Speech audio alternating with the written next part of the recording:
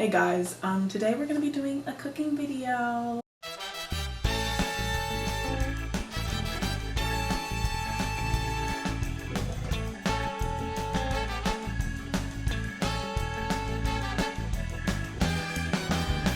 Always wanted to do a cooking video, but I was always too embarrassed to do it because I think I have a really ugly kitchen and my house is just a mess in general. But I'm tired of being embarrassed of my ugly house and I'm gonna start embracing my ugly house. So today we're doing a cooking video in my ugly house, in my ugly kitchen, but the meal is gonna look fantastic. So I'm basically making this video because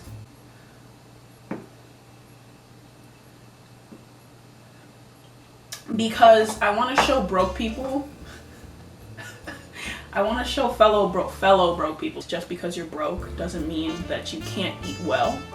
And if you really use your money for buying good quality groceries and canned foods, which don't perish because they're canned, you can make fantastic meals even though you're broke. You just have to go to the right places and you have to stop wasting your money on going to TGI Fridays or Chipotle. We're gonna do this simple sauce / curry. It's probably gonna end up just being a sauce. I really don't know how I feel about calling it a curry. I don't want to make anybody mad and me making it and them being like, that's not a fucking curry. It's an ethnic sauce. We're gonna make some ethnic sauce today. My sister already put some brown rice on the stove to cook so that we can eat it with the ethnic sauce that I'm making. So when I was younger and my parents were teaching me how to cook, they always showed me that the first step when cooking anything in a pot or pan really is to take oil, some onion and garlic, and sizzle it in the pan for a minute, and that would help to reach maximum capacity of flavor. And it really did, because anytime they did it, I'd run downstairs and I'd think that a whole meal was ready when it was just some onions sizzling in a pan. But yeah, onions and garlic are very good for almost any recipe. They're very strong, and boy, they pack a punch when you cut into them. Like,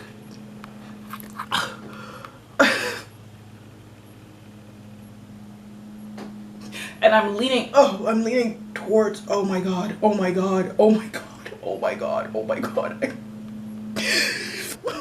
Wait. This is good. God. Squash, tomato, whole tomato, and part of the sauce, and then some coconut milk for the base of the ethnic sauce that we'll be making.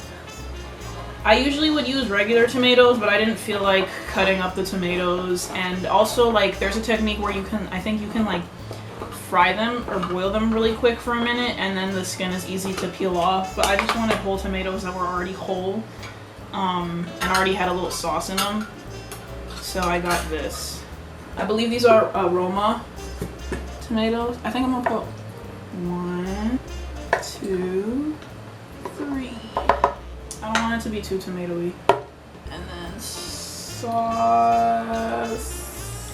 That's enough. In the Caribbean, or at least this is what my mom taught me.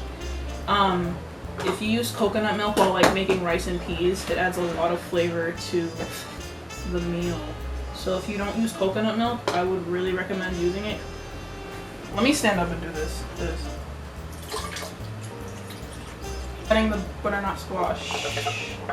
The butternut squash, the tomatoes, and some coconut milk. I might add the rest of the coconut milk depending on the texture. Y'all are coming with me. Alright, now we're actually getting to the official cooking and making of the meal. Right now I'm just blending up the squash, tomato, and coconut milk for the base of the sauce.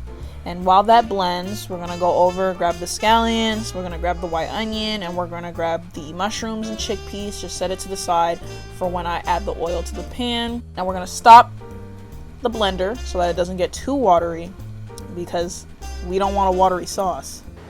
Now we're gonna start Turn the fire on. Now we're gonna add some oil to the pan. After the oil, like I said earlier, we're gonna add the scallions. We're gonna add the white onion, let it simmer. Then we're gonna take a pause and sing Crazy by Doechii, because you know we deserve a little bit of a break. We've been working hard. All right, that's enough. Now we're gonna add some vegan chicken seasoning. In my household we call it a Maggi cube, Maggi seasoning, whatever you want to call it, whatever. It's vegan because I have a sister who doesn't eat meat, and so I try and make this so that everybody can eat it. But whatever. Then we add the chickpeas, we mix it in, make sure it's grabbing the savory flavor of the seasoning cube. And now we're adding in the mushrooms as well, mixing it in, getting the flavor of the onion and the seasoning cube. We steal a pan top from the fridge because they're always gone and I can never find the right one, and of course it doesn't fit, because why would it? And now we dance.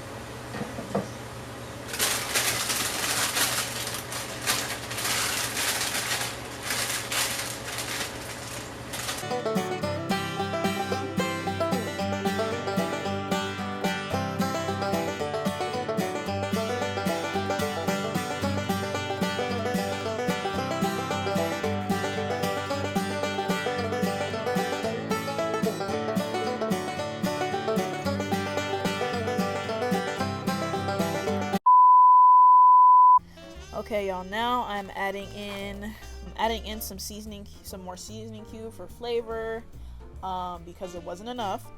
And we're adding in the mixture of tomato, squash, and coconut milk. Adding it in, letting it mix in, letting it simmer for a minute. Had to sniff, making everything smells right and not spoiled and nasty, because I'm feeding this to a family. First taste test. I mean, it was pretty good. It needed more, but to me it was pretty good. So basically from here on out, I am just adding seasoning and herb and whatever I think is necessary. My herb of choice for today was dill, because I thought the sauce needed a little bit of dill. But you kind of just make this how you please. Do what you want as you go. And then I also added in a little bit of pepper, grounded up peppercorn for a tiny little bit of smokiness. I just wanted a tiny little bit of smokiness. And then we do the last and final taste test. Right? We get the official finger point and thrust of approval. And it was finger looking good, y'all. And this is it, y'all. I mean, call it what you want to call it. Curry, ethnic sauce. I'm gonna eat it. You would eat it. And if you wouldn't eat it, you're lying. You're lying. You're a liar. Okay, this is better. Y'all see that? I wish I had something to put over here, but I don't. But yeah, this is it, y'all. Yeah. That's what we're gonna do. Yep, that's a lot better. Yes, this is it, y'all. I'm so proud. Okay, now while I start scarfing this down, I'm gonna tell y'all how much everything was approximately. Okay, so I made a whole list of everything that I bought, and I'm gonna put it up here. And the only thing I really have to tell y'all about this is if you're trying to get specifically like the mushrooms, the spinach, and the squash on sale, If you have a Lidl's near you, make sure that you shop on Wednesdays, Thursdays, Fridays, because that's when they're putting everything on sale because everything's going old. That's my only advice other than the stuff I have posted up. And yeah, everything else, they don't really mark down the canned stuff because canned stuff doesn't ever really expire. But yeah, if that's pretty much it.